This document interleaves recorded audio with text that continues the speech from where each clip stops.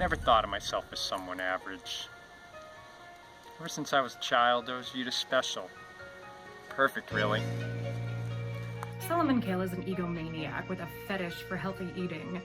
Bizarre doesn't even begin to scratch the surface of this man. See, I help people who need help. This is what we do here at the Golden Garden. See, the Kale does that for the whole Astrasia family. Solomon was an idiot. I knew that. Of course I knew that. He was just a means to an end. Sadly, it wasn't his end. Me? I ain't no preacher. How do you keep finding me? Look, I followed Solomon. I knew it wouldn't last forever, but thought it'd be a damn sight longer than it was. God damn it, this sucks! We find spiritual growth within the Golden Garden and through Teacher. Within him are the questions to his most profound lies. I hate kale. It's disgusting. As are most types of lettuce. But still, I wanted it to work. He trusted me. They all did. Damn it! People feared me back then! This is bullshit! My chakras are getting all messed up. My 5th and 6th are tingling. I can start to feel it bubble up. You really need to stop, okay? I'm a super pure person. All right? You need to stop referring to it as a cult. You know, often the way forward is the way back. We go backwards, not forward. While many find humor behind cult behavior, Solomon Kale was dangerous. His cult led to someone's demise. My name is Caleb Green. I have made documentaries all my life. I set out to tell the story of Solomon Kale, the leader of the Golden Garden cult. He was called the Teacher, but to me, he was a never-ending nightmare that destroyed my family because of lettuce.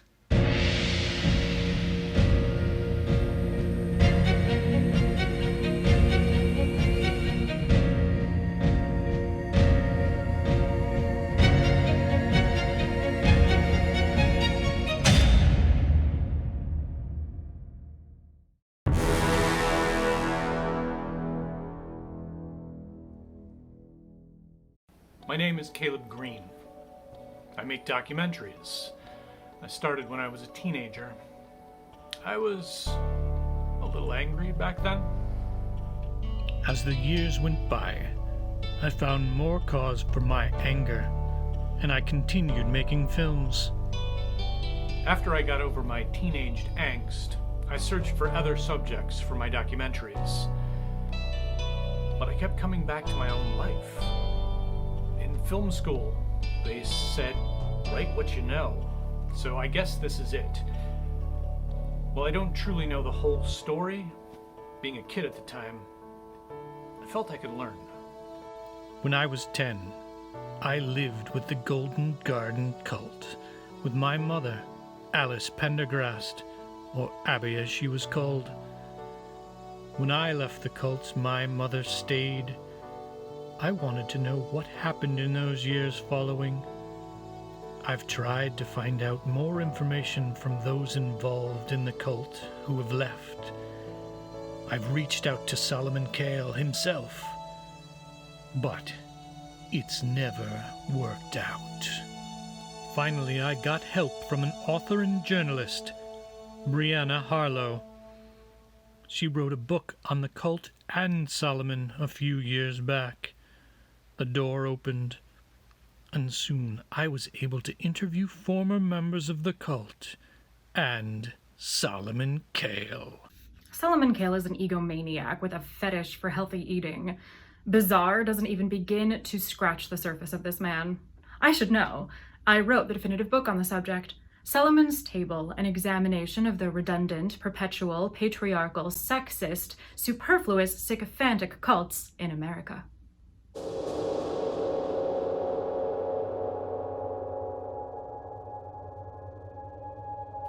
My parents, Alice and Ray Green, eloped young. She was 18, he was 22. Ray was a car mechanic, and not a very good one. They split when I was 10. That's when Mom and I went back to live with my grandparents. I only saw Ray occasionally then. While living with my grandparents, Mom attended a seminar in town about the nutritional values of lettuce. That's where she met Solomon. Soon after, Mom and I went to live at Solomon's Table, the compound as Kale called it. So stupid. I know. I knew it even then. I tended to ask a lot of questions as a 10-year-old, more than Solomon or Wendell, Wendy as he was known, liked. I spent a year at the compound. It was like a jail. You were told when to get up, when to work, when to eat, and when to go to sleep. There were other children there. Solomon was a sort of father to all the children if your father was a bit absent-minded and completely oblivious to his surroundings.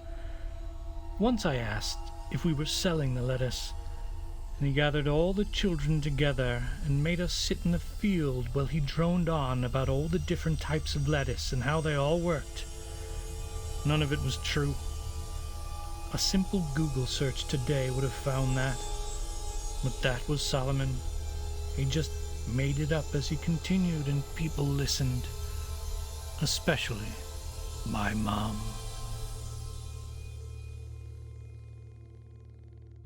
I can talk about your mom, Caleb. I mean, just for clarity, since I did write about her extensively in my book. Okay. Abby was completely devoted to Solomon, and she was one of his most trusted people on the compound. She was never seen without Solomon, Veronica, or Wendy. Abby was taken in by Solomon, not the group. That's important to understand. Abby followed Solomon. I mean, those recordings that she did in 2000, the last footage that we saw of her, those were approved by Solomon. I know this. Look, Caleb, I know that you want to get to the real story about your mom, but she was just a person who needed some sense of belonging and a family. No offense. At 11, my grandparents came for me because Mom didn't want me with her anymore. That's when I started living with my grandparents. These were my mother's parents. When I would question them about where Mom was, they would always say she was gone, like dead. I knew she was still alive, and she was with Solomon. I started on this journey to find answers to my mother's life, and to understand why she was a part of the Golden Garden cult. Solomon Kale was born Eugene on Independence Day, 1962, in the small town of Haverhill, Massachusetts. He was one of 11 children and the only boy. He grew up mostly normal with 10 sisters.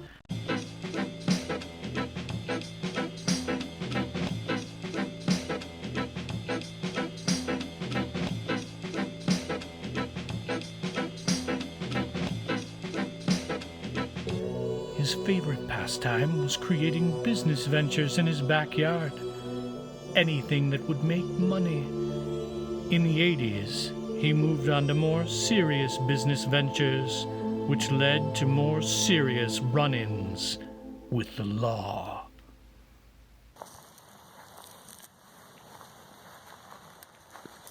Good afternoon.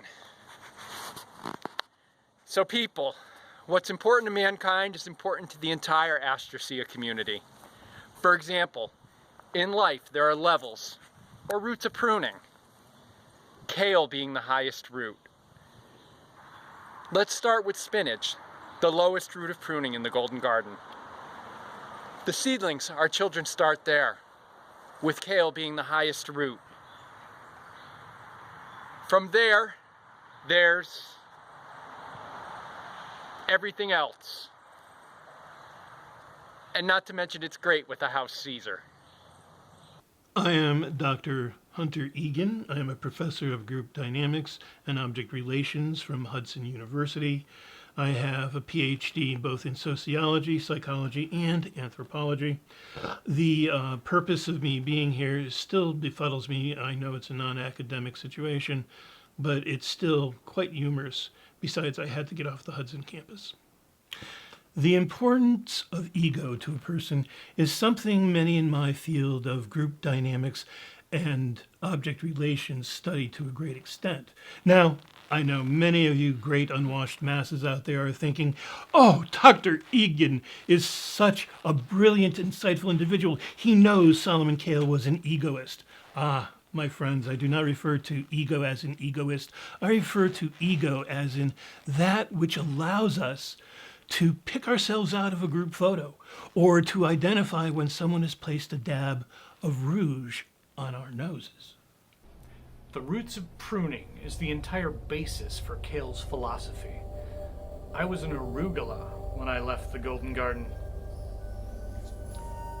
My mother, Abby, was an endives. Still, no matter what the names for the levels are, it was clear, even as a 10-year-old, that Solomon Kale was no second coming of anything.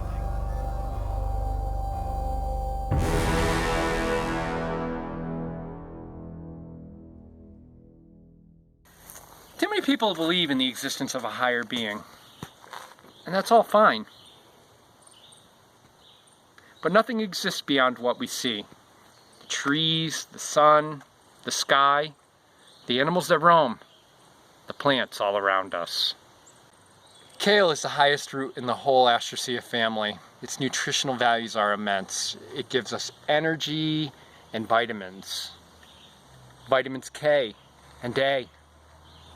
Leafy, L, E, energy. Kale. Solomon Kale wasn't exactly born a leader. Since childhood, he was more of a grifter, a swindler, the kind of kid who tries to get rich quick and creates a lot of schemes to do it. None of them worked. In 1986, by the time he was 24, his schemes were catching up with him. Solomon was selling light bulbs to the blind. I mean, he claimed that they could help them see, but in reality, he was just stealing light bulbs from the local hardware store and selling them those. Wasn't a good grift. But he did make some money at it, surprisingly. After Solomon was picked up for fraud charges due to the light bulb scheme, he was let out on bail. He left town trying to outrun the law. Finally, he settled in a small suburb of Hartford, Connecticut, Stafford Springs. Here, in 1988, he began farming in a large farming plot that was overgrown and abandoned. He started planting all kinds of lettuce. Now, if you know anything about the Northeast, growing lettuce is not easy without modern heating technology. Back then, he would just stick the seeds in the ground and wait. Unfortunately, this was not a good plan. He went broke quickly, and the Golden Garden was born from there. So it's true, most of the crops never did grow. But teacher was so sweet, he would take us down to the local farmer's market or the grocery store, and we would purchase lettuce. He would let us purchase lettuce, and he would let us put it back into the ground and cover it with dirt, a little bit. And it just made us feel really, really good. And like we were giving back to the community, because it was a farming community. It was a farming community group, but it definitely wasn't a cult. I didn't believe in the whole buying produce and sticking it in the ground. We would have noticed. I mean, come on. It's possible for like feasts and ceremonies. The lettuce may have come from Solomon's secret stash, but that's it. We farmed that land. We worked on all of it. It was all about free workers, free meals, and most importantly, praise for him. That's what Solomon Kale wanted most. Especially from women. Now, cults have been around since time began. One might say probably the first cult appeared at the time the first proto-human was able to speak and therefore sway an audience. The issues of cult have been popular throughout the world from all locations. In the United States, they've only recently arrived in the form of doomsday cults, cults of personality, even to the point of people believing in things that can't possibly be true. And yet, Solomon Kale was able to find his niche in this incredible mishmash of different outlooks and perspectives. He had the ability to take a cult and by using the family members within the cult, build the cult into both a family and produce-related sphere. Solomon and I were married for, well, you know, it was just so long ago. But not saying that I'm old or anything, it was just, I was so young when I married him. 1988. The same year the Golden Garden cult started. Anywho, but he was sweet, you know, charismatic. Solly could make anyone believe anything he wanted them to. Sad, really, when I look back at it. But I'm not saying that it was a very long time ago. It was just, well, I was just a teenager when I met Solly. We didn't date or anything. We just met and liked each other and got married. But that's how you did things back then. But not saying that it was so far back then. It was, yes. It's a shame. Solly couldn't come up with anything better than the Golden Garden Club. But you see, he wasn't the visionary. That was me. Ronnie's Vanity. That's my beauty project. I don't mean to get us off topic, but I truly believe if we had some of my products during those summers, there would be less sunburns and poor skin regimes. That was the only thing I liked about Teacher. He was very forthcoming, and he was just truthful in what he said about the lettuce and the entire Astra family of greens, especially lettuce. And it feeds the soil. You mean the soul? It's a one-letter difference. Soul, soil, I, you. That's what Teacher said. Yeah, I'm Wendy. Wendell Fish. I used to be security at the Golden Garden, and now I'm here. Solomon only had 2 rules. 1, respect the dirt, because that's where you walk. 2, Teacher is not your lord and master. He's your friend and mentor. Sorry. That last one's a bit over the top. Even for Solomon, you know. People would have followed him to death if he wanted, but we're all glad he didn't want to die.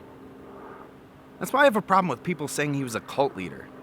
You know, yeah, he was a teacher and a mentor, but a leader? Man, that's pushing it, even for Kale. Now, for the Golden Garden cult, or the GGC, as I will refer to it as, and Solomon Kale, it was extremely important for him to break down the philosophical outlook of his followers, or sheep. The way that this can be done is either through a charismatic leader, which clearly isn't the case with Solomon Kale, or through a more ancient tradition of severe dietary restriction and mind-altering drugs. Leadership is all about attitude. Look at this specimen. It's leafy, it's vibrant, it's sturdy, and it's alive. This is what I want to teach you. To be leafy. What the fuck is going on here? Can you shut that up? Get over there. Now, by severe dietary restriction, I do mean limiting one's calorie intake and nutrition. By weakening the body, one weakens the mind. I'm sorry. I wasn't in a cult. Oh my goddess, is that what you thought when you called? I got it in my head that we were going to talk about Solomon, Kale, and our farming community, which definitely was not. Definitely was not a cult. He just really liked lettuce.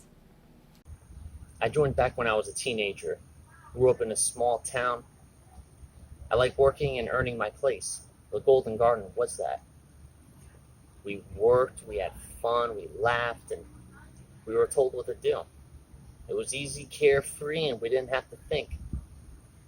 I like that. Still do. By definition, cult leaders have, by all purposes, followers, or as more technically referred to as sheep.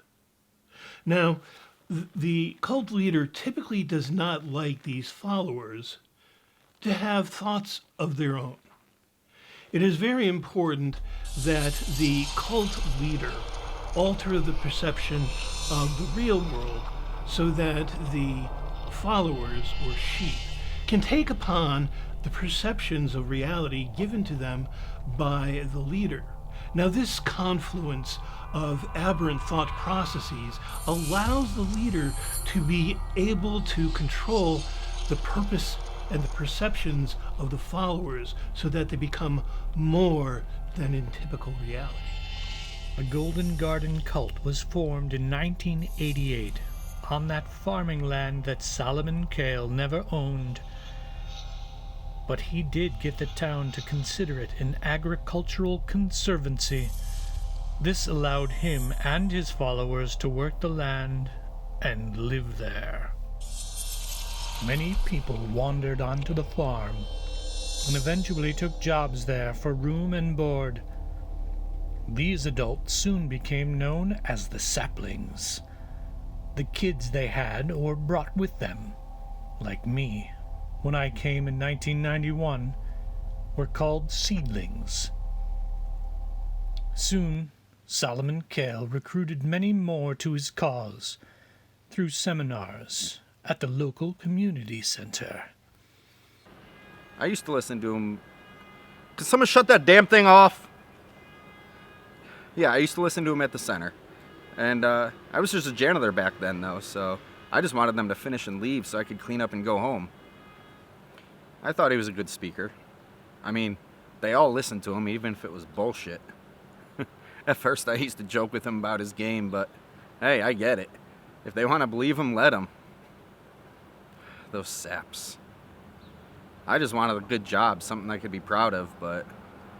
Yeah. Solomon then asked me if I could help out. He said he'd pay me for it. I was on board, man. It was good money, too. Solomon was a great speaker. Everyone will tell you that. But really it was the substance that took you to another world. Now, I don't know where he got his information from, but he definitely knew what he was talking about. So let me ask you. Kale, lettuce. Did they eat things? I don't think so. They've been around for thousands of years and they've nourished mankind. Do you need anything? Do you need a life? Do you need a house? Do you need a car? You haven't been around for 1,000 years. Not like the kale. So I implore you all, let go of your earthly needs. Feed your souls. Let go of your lives. Let go of your houses. Let go of your families. Let go of your cars. Let go of everything. But keep your wives, because I'm going to need them. Solomon Kale was a sexist. He treated women like objects, or workhorses. All those young kids running around, and then Abby playing the dutiful role of sweet, nurturing wife, and then using those sweet ways to recruit anyone. So annoying, right? Oh, sorry. That was Mom to you. Solly was fun. He did get carried away sometimes, but everyone does, don't they? Yes, well, I think he just needed to be loved. And unfortunately, I didn't need that much love. Solomon Kale was a narcissist, of course. Most cult leaders are. Did you hear that, Phil? Most cult leaders are narcissists. But Solomon Kale also did not have the intellectual capacity to truly discuss worldly knowledge with his sheep or followers, as the case may be. What I believe he did possess in those early years was the ability to make something out of nothing and to teach it to those who knew even less. In my field, we refer to this as cerebro-anal inversion, or to use the vernacular, having one's head up one's ass. Now, at this point, the followers, or sheep, would truly become dyed-in-the-wool believers, ergo, sheep. We espouse that the world is one of plants. Yes, there are flowers, trees, animals, and of course, us, humans. However, true inhabitants of this world are plants, and in particular, the Asteraceae family. The roots of pruning, a guide to ascension through Kale. We start as the leaf, the first root. Then comes iceberg, the second root. Romaine is the third, and fig is the fourth. From there you have entered the fifth root of pruning, spinach. And these are just the basics. However, for those of you with some ambition and wanting to achieve the ascension of Kale, the sixth root, arugula, and the seventh root, radicchio, will be challenging but rewarding.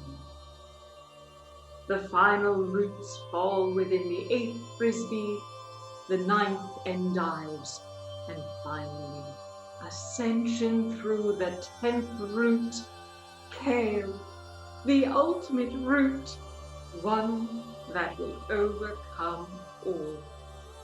Hail to the Kale! The entire roots of pruning can be purchased now at the end of this program for only $199.99. Hail to the Kale! So, you came up with the program? Yes. Yes, I did. Why did you let Solomon take all the credit? Well, he just seemed to like it so much. No, he did decide it would be Kale and the rest of the Asteraceae family of leaves, but I simply organized it into the workable model. I don't think he would have been able to get people to come, to be honest, if it hadn't been for me. Someone acknowledged the hard work I put into this.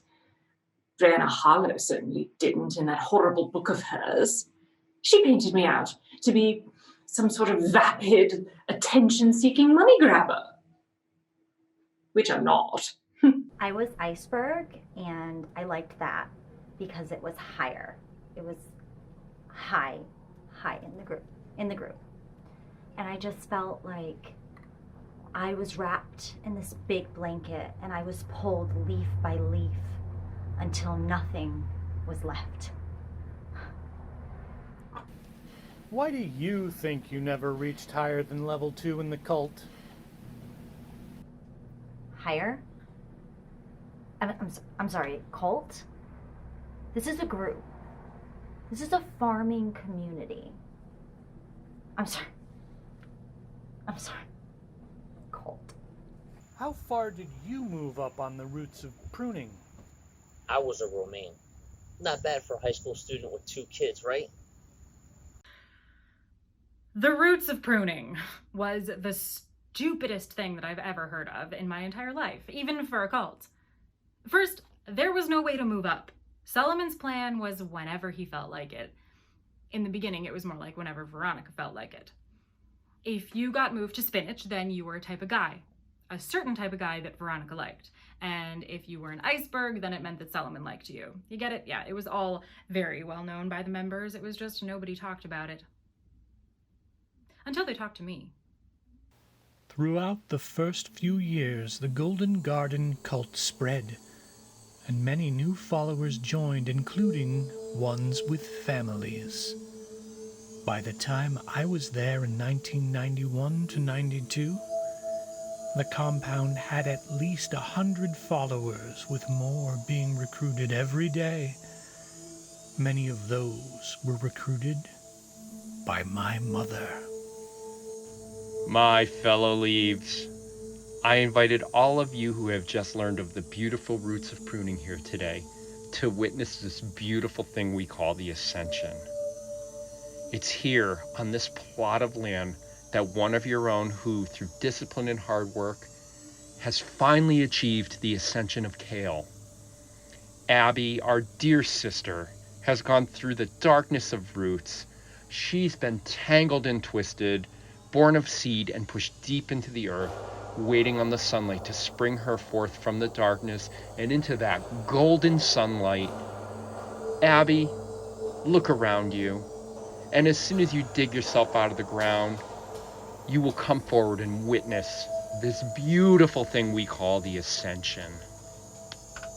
Brianna Harlow had given me that audio tape when I first started this.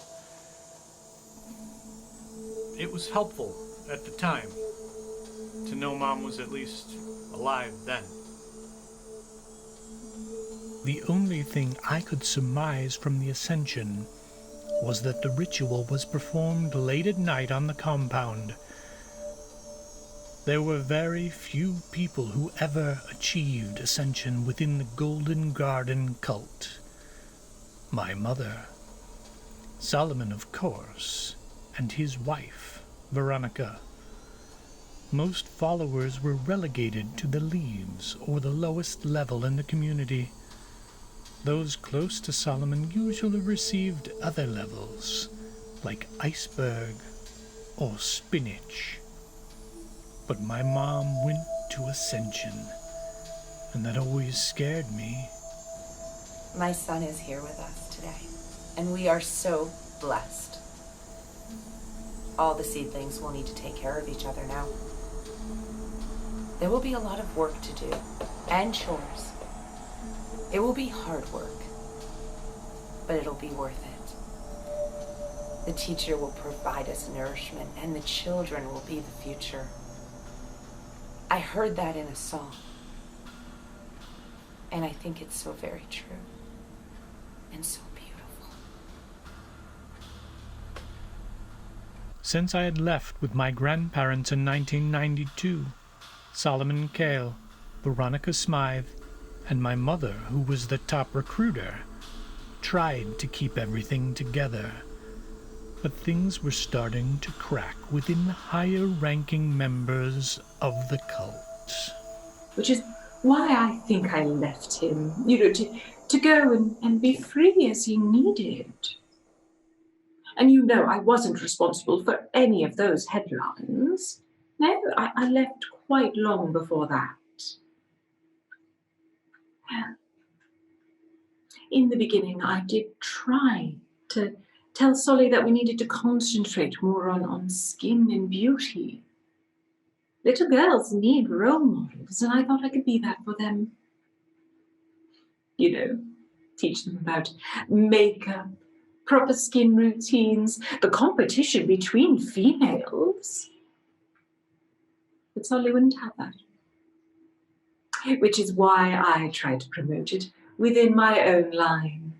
It's not about the boys, it's about the other girls. I think it works. The best part of the cult was dealing with those losers. Followers, if you'd prefer. One, Harmony, she once asked if Solomon needed a new wife after Ronnie left. Oh my god, I thought that was the funniest freaking thing. You know, Solomon didn't find it too funny. And things started to change after that. Not for the better. When I first came to the compound with my mother, I was 10. I wasn't ready for the farming lifestyle, I guess. There were routines, but Solomon Kale didn't have anything to do with that. That was mostly Wendy. He did all the discipline. I know I was tough on the followers sometimes. And yeah, maybe I locked one or two up for punishments that they deserved. But come on, what was I supposed to do? They were 4 years old.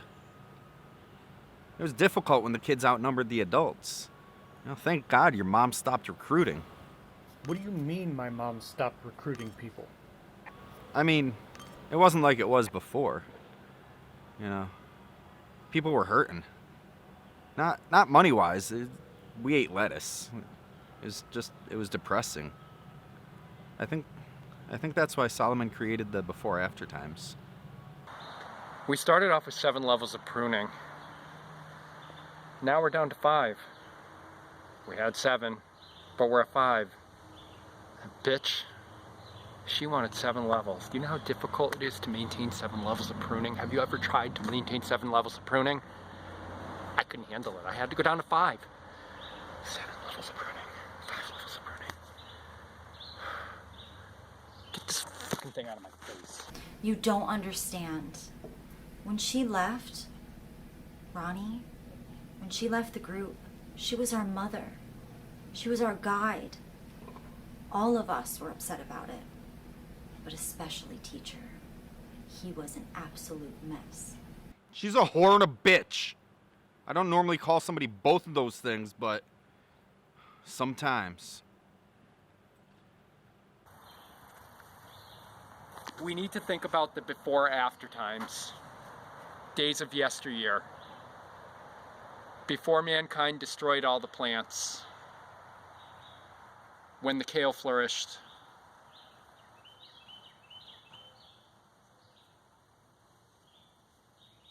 I want you all to think about the kale, how it flourished in the before-after times.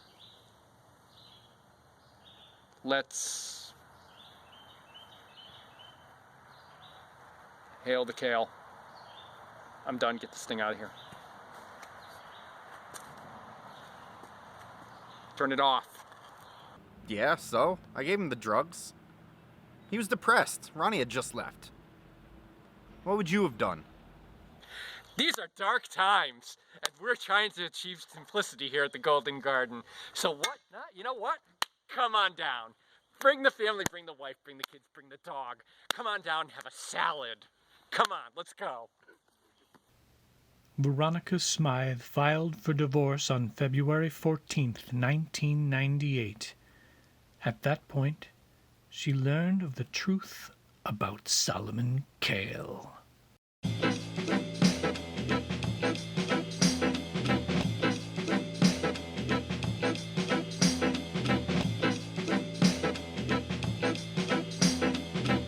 There was never any doubt in my mind that I would rise above my ex-husband and make a name for myself in beauty products.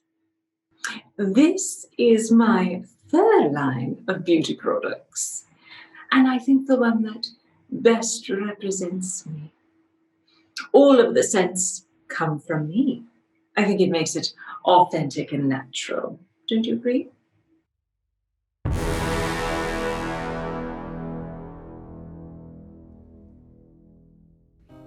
Ronnie never knew about Solomon's old life. When they met, he was Solomon Kale, not Eugene. She did find out that their marriage had been a lie, so she didn't need to divorce him. I did hear she was pretty upset that she filed for divorce and got charged for it, though. I know at some point she returned to the compound demanding the filing charge from Solomon. Some of the followers overheard their conversation. I knew about Ronnie. Heck, everyone did. But it was strange when she returned. I mean, to think it was over $35, I thought that was pretty petty. I mean, so what if she wasn't married to Solomon? She was around him all the time, every day. Because she can cut the guy some slack. He's very busy. Look, I am not getting into that time. I survived it. That's all. Yes, I had to deal with a lot of heartache and pain, probably more than most. But I believe that you must see ourselves in the best light, even during the hardest times. You know, low light does show off the best features, especially for women, which is why I objected to this lighting. Oh, but I did get the money. Yes, no, there are some things that are worth fighting for. One thing I will say for Ronnie, she is something else. She used her publicity from the fallout of Solomon years later. When I started my book, she was one of the first to sign on board. She had a lot to tell, and she got a paycheck, which, if you know anything about Ronnie, that's the important part. That and free publicity. She said what? Well, you know that I don't like to say anything negative about anyone, but that Brianna Harlow is just not a good reporter. No. And I mean, have you seen her face? Lines everywhere. Would you trust that? No. You know, she was supposed to cover my beauty line, but she didn't. She didn't cover any of them. And I know she was contractually obligated to. No, it wasn't. No, she got her money, and that was that. You know, Ronnie never could tell the truth. It really wasn't a wonder that she and Solomon took to each other like that. Birds of a feather and all that. Huh? You know, really, the true downfall of the Golden Garden cult was Ronnie. Well, and your mom. I don't have a problem talking about Ronnie. She left. Solomon was depressed. He was lost. It was depressing. You know, I thought it'd blow over in a month or two, but it never did. It was embarrassing. You know, he would carry on and cry about how his dream of Kale ruling the world had ended. He looked horrible. You know, everything fell apart after that. Your mom, Abby, she tried to keep it together, but he was exhausting, even for your mom. And that's saying a lot, and she put up with you. And you're a pain in the ass. After Ronnie left Solomon, recruitment was down within the group. At the height, the Golden Garden cult proposed they had 110 people living on the compound. Authorities found documents later that said there were 5 people living there in 2011. Solomon, Wendy, Harold, Harmony, and Lord Henry Pythagoras Edinburgh III, who no one has ever spoken to, from then to now. Lord Henry. Oh, yeah, Lord Henry, yeah. I didn't know him too well. Wasn't he there when there were only like 5 of you? What? I can't know everybody. There were 5 of you. Sure. Now, it's my understanding that as Solomon Kale was going through these stages of development, he unfortunately fell into the role confusion part of the adolescent crises. Here, he could not find any solid personality to attach to, but he did find a biography of P.T. Barnum. And from this, he learned how to pull together a grift like so many others in the past. But he knew there was a sucker or follower born every minute. Lord Henry. Yeah, that's a joke. We couldn't put it in the book at the time. Too controversial, they said. It was Solomon's alter ego, but he wasn't fooling anybody except maybe his followers. Everyone in the town knew that it was Solomon. My editor didn't want it in the book. It clouded the entire story. Anyway, Lord Henry didn't last long. The controversy in the town about Solomon's strange ways caught up with him soon after. It wasn't long before Solomon couldn't control things anymore. And that's when it came onto my shoulders, and that's when the shit really hit the fan. Because of you. Hey, whoa! Don't be putting words into my mouth that weren't there. I didn't say that. It was Solomon. He was acting crazy. More crazy than usual, actually. According to many sources, Solomon started preaching about how ascension was no longer the way to achieve greatness. He changed his philosophy, and things began to go dark, even for those 5 left behind at the compound. This is Solomon, Kale, and this could be my last testimony. I think I'm being followed or watched by my own people.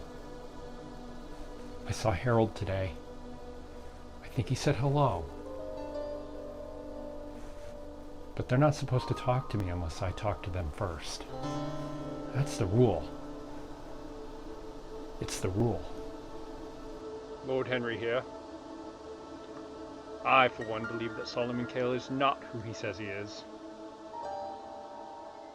I've been watching him the last couple of weeks, and the poor chap is becoming ever increasingly more paranoid. Paranoid? No, I'm not paranoid. I rule these people. I'm their god. God of Kale. E God! The man thinks he's a god? If he was standing in front of me, I'd give him what for?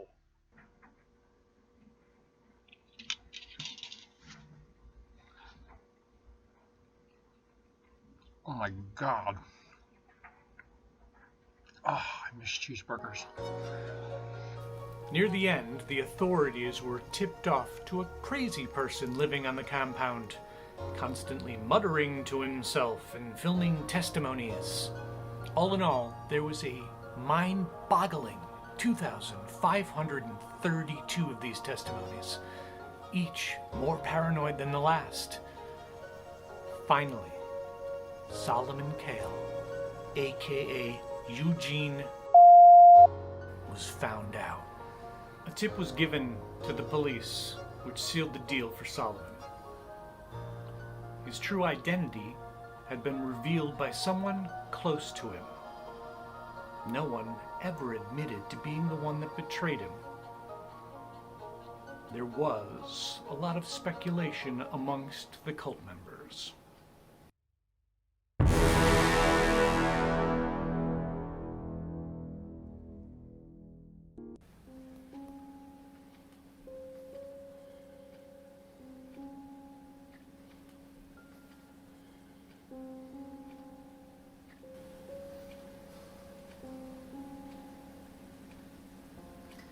I try not to think of the world outside of here.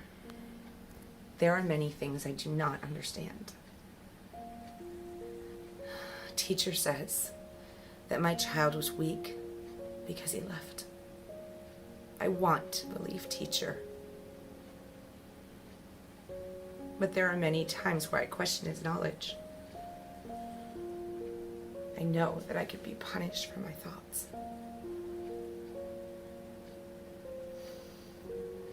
We must look backwards, not forwards. But I wonder what I would say to my little boy if I ever saw him again.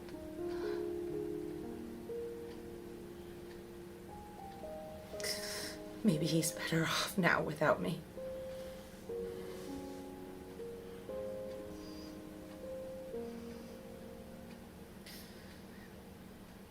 I don't want to do any more today, Wendell. Please shut it off.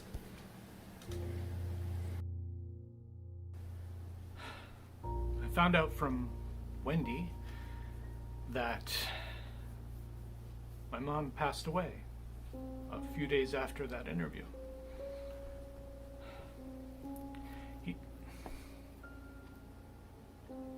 He never said she took her own life.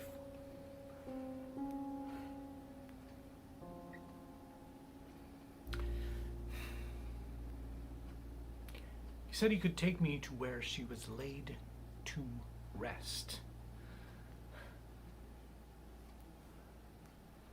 I don't know if I can do that yet. After Solomon Kale was arrested and convicted on fraud charges from 1986, the light bulb scheme, he was sent to prison, and he is still there to this day. I interviewed him several times for my book, but mostly he just talks about the old times and the compound, mostly lies. I didn't find him to be very useful in telling his own story, which is why I got it from others. I knew he was arrested, but that was a long time ago. Didn't he die or something? No, he's in prison upstate. Wow. I really thought he would be dead by now. Good for him. He's so old.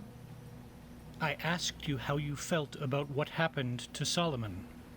I don't know.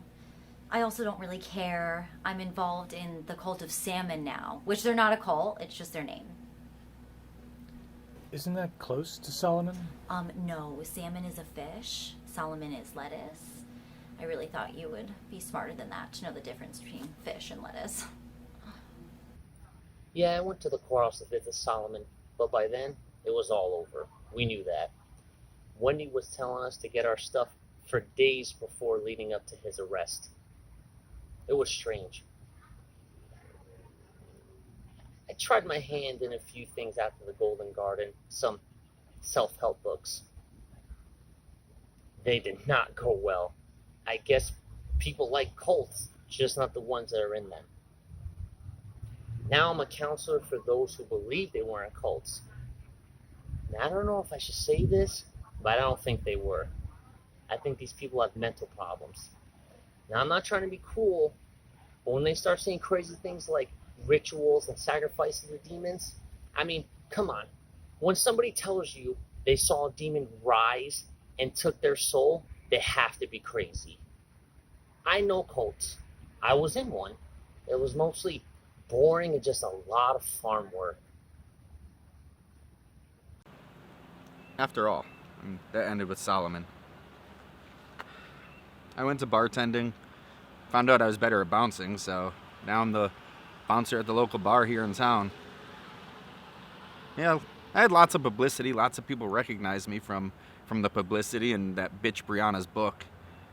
There's accusations and you know, people talking about me helping Solomon Kale, but it was just a job for me, really. I only turned him in because he stopped paying. A job's a job. So, you don't feel sorry for all of the followers who believed him?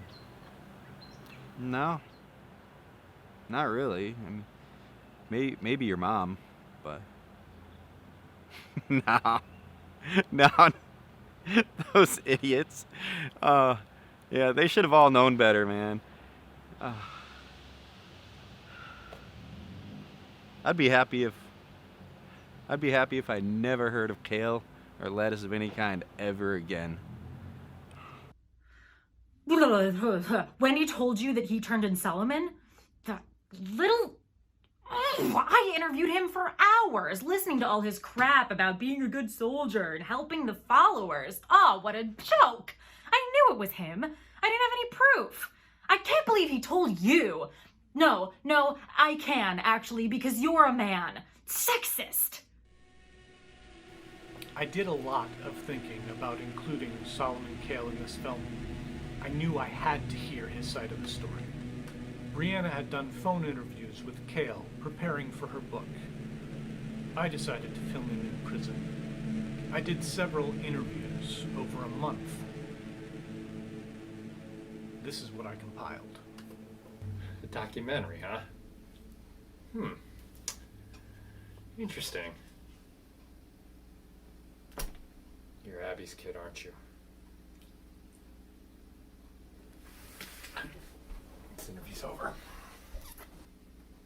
What are the guards saying? Are they watching me? Because I know they are. I have secrets. I know everything. I know all. I got lots of secrets in my head. Well, both our heads.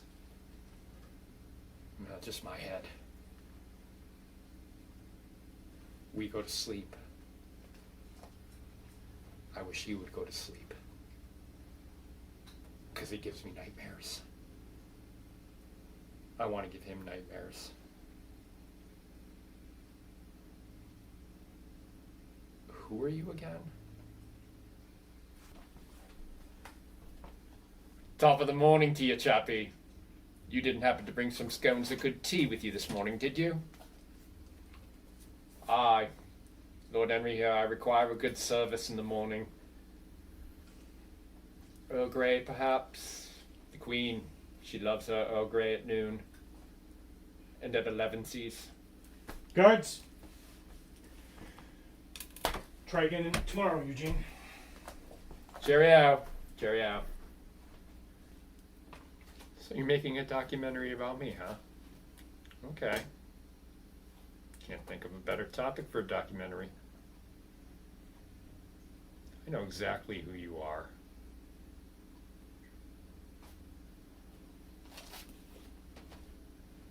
Caleb, it might be of interest to you to know that I'm thinking about starting up again. You see the people in here? All of them lost. The justice system has failed them multiple times over, and they're just going to continue to be failed. They need a savior. That savior is going to be me. Who knows? I might even be stronger. Better than before. I wouldn't even need anybody like Mommy to do my dirty work. God knows I didn't need Ronnie. So, Caleb, what do you think of that for your documentary? Arugula? You're nothing without a woman, Eugene. From the beginning, it was about your 10 sisters, and then Ronnie, and then my mother. Everything you ever accomplished was their doing, not yours. You failed. You know it. No one truly praised you. They left as soon as Ronnie did. The few you had left never even thought about you after you were here. Never visited, never cared. Already thought you were dead. And for my money, you'd be better off that way. The sad part about all of this, Eugene, is you sitting here, dreaming of a new scheme, but it won't happen. Because you're nothing. You've always been nothing.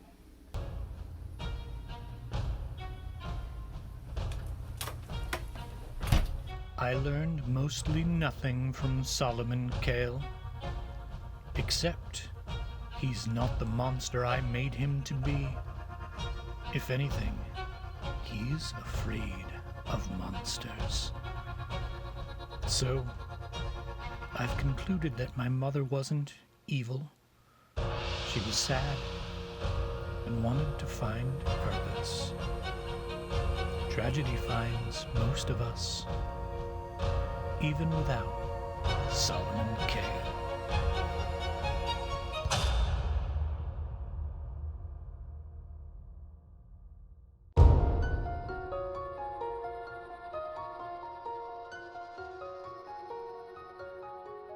You seem to have a confused look on your face, Caleb.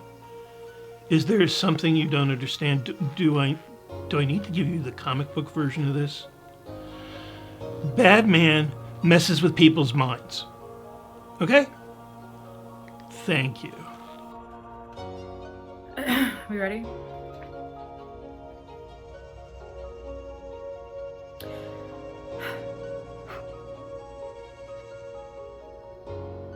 No, please take your time. So I saw that you moved in closer. Are you getting all of my stuff? My dragon? My candle? My little rose? This helps me. This helps me think most of the time. And so that is my perspective.